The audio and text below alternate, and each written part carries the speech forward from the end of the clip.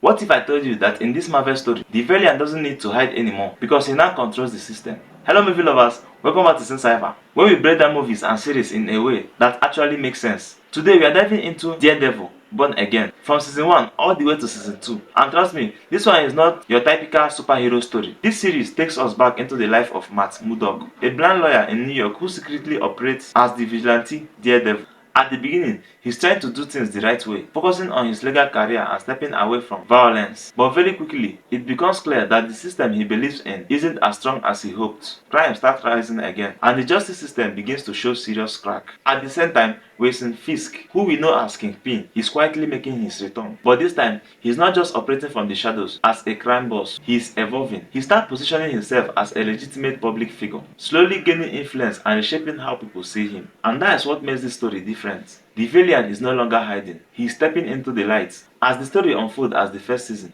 Matt is pushed further and further to his limits. He tries to fight corruption through the courts, but cases collapse, evidence disappears, and powerful people keep escaping justice. Eventually, something happens that forces him to put the mask back on. And when Daredevil returns, it's not clean or heroic. It's raw, brutal, and driven by frustration. While Matt is struggling to balance being a lawyer and vigilante, Fisk is doing the opposite. He's becoming more public, more respected, and more powerful. By the end of the first season, Fisk has successfully shifted from being just a criminal mastermind into a political force. He's no longer someone you can simply punch and defeat. He's someone protected by the system itself. Now, moving to the second season, everything escalates. Fisk doesn't just gain influence, he becomes the mayor of the New York. And once he's in that position, he starts changing the rule completely. Vigilantes are declared illegal, and suddenly, people like Daredevil are no longer seen as heroes, but as criminals. Matt tries again to rely on the law, hoping there is still a way to fight back legally. But things have changed too much. The system is now being used as a weapon,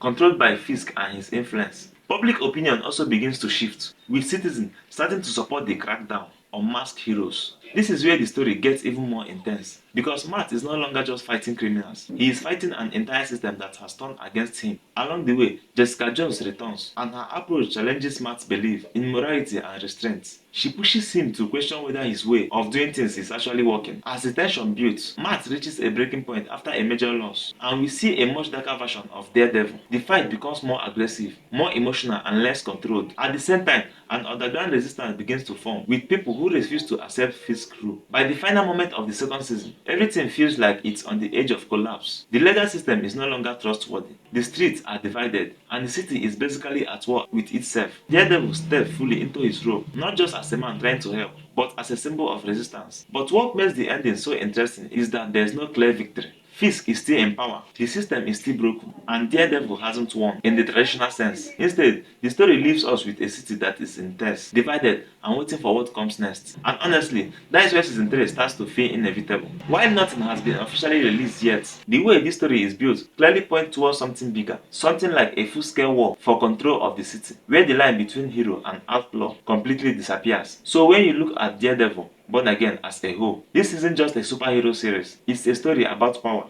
control, and what happens when the system people trust is no longer on their side. If you enjoyed this breakdown, make sure you like, share, and subscribe to syhper for more deep dives like this. And if you want the full episode by episode breakdown or hidden details you might have missed, check out the next video on my channel. Until next time, stay sharp and keep decoding the series.